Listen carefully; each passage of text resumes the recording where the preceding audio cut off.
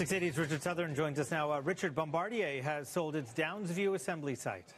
Yeah, it's big news regarding a big swath of land right here in Toronto, Francis. So Bombardier selling that Downsview site for just over $625 million US, a little bit more than 800 million Canadian. The buyer is the Public Sector Pension Investment Board. Bombardier will continue to use this space for the next 3 years. At the same time, Bombardier inking a deal with Pearson Airport. It's going to move assembly of its business jets from Downsview to Pearson.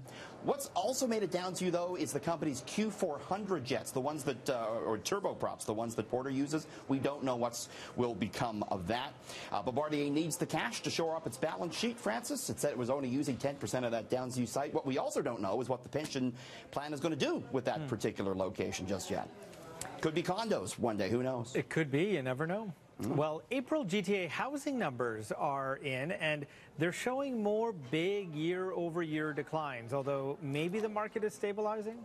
It is. I mean, if you look at it based on last April, we do see some big pullbacks, but month over month, the market's certainly showing signs of stabilizing. The average price in the GTA in April was $804,000. That was down 12% year on year. Prices in Toronto fell more than 30% year on year, but very little changed when you compare it to the month of March. Toronto Real Estate Board says the month over month changes are a sign that the market could be climbing out of the sluggish period we've seen the last year. Condos, though, they remain hot. The average condo in downtown Toronto now, Francis, above $601,000. That's up almost 4% from last year. Yeah, I guess just it's an affordability thing. That's right. It's all you can afford for many people is a condominium, and they're getting pretty expensive now, too. They are. Okay, you ready to be honest with me, Richard? I always am, you know that. Okay, have you ever taken a nap at work? I'm on the air like every 5 minutes, so it's very difficult for me to take a nap at work. I have slept here one night, though, to be honest with you. Did you really? Yes, because I had a late night shift and then an early morning shift, so I slept on the couch. Yeah, I have to say I've never. It is way too busy here to be able to take a nap. Yeah. So it has never happened here for me. But a large number of employees actually do catch some Z's on the job. I couldn't believe this. Look at this. More than 51% That's of people. crazy. They regularly sleeping at work. Who does it the most? Technology workers. 75% of IT workers admit to regularly taking a nap. Construction, government, financial workers, and educational workers as well. The more money you make, the less you sleep at work. Those that pull in 100 G's or more a year took the least naps. Sleeping on the job has a bad rap. 34% of people that do it say they feel bad when they sleep on the job. It turns out, though, that those who do nap, their studies have found they're more productive workers, and more companies are allowing it. As you say, we really can't do it here. Let's take a look at the City newsroom. I'm sure everyone working away, look at this, hard at work. Nobody has time, I'm sure, to sleep during the news day. Oh, they don't even notice the cameras there, Richard. No, we're about to put on a news show here. Yeah. So surely everyone is hard. Oh. What is this now? This is Talbot. Talbot, wake up. Wake up, Talbot. Come on. He's got to update the website. Talbot. Come on. Unbelievable. Hard to find good help. Someone's tapping him up. Hello. Get him up. Mike? Talbot? Oh, he's out. Hard to find good help these days, I'll tell you. You know what? Let's cut the Talbot time from the show today because I think he's still napping. So okay. He's having a little siesta. You know, gardening season is here again. You're going to show us a fascinating new product from the makers of the Roomba vacuum.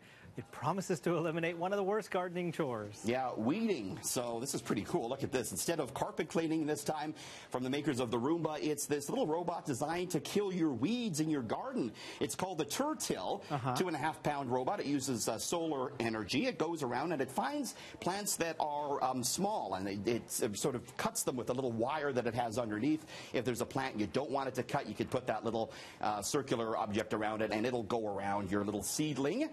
So it goes to work every day, weeding your garden. It's $300. That's pretty cool. I don't know if it's going to be able to tell the difference between a weed and a non-weed, and I can't, go and mark out every non-weed there is in my garden. Well, it's good for those who don't have quite a green thumb, though. It'll go there and take care of your work for you, though, Francis. That's good. Can it rake the leaves? That would be the smarter thing. That would be nice. So the Raptors play Game 2 of their playoff series at the ACC tonight. No matter the outcome of the game, Cleveland's LeBron James is the clear winner financially. An investment he made in another sports club is proving to be a slam dunk. Yeah, this guy turns out to be a very smart investor, Francis. What LeBron has done here is he invested $6.5 million in Liverpool FC, the Liverpool Football Club. He did that back in April of 2011. That investment has now grown 5 times to $32 million in just 7 years. Liverpool FC doing very well. They just made the Champions League final. It's not the first time King James has turned a nice profit. Back in 2014, he made a cool $30 million when Beats by Dre was sold to Apple, and he invested $1 million, Francis, into this fast casual pizza chain called Blaze Pizza. That investment now worth $25 million. He himself worth $400 million, making most of that money off the court. Does he take lines? Because I have a shiny $100 bill that I would let him invest for me. He's not going to look at you for $100, I don't think, Francis. I don't think he'll look at me regardless. Unless you get some courtside seats or something. Yeah, really.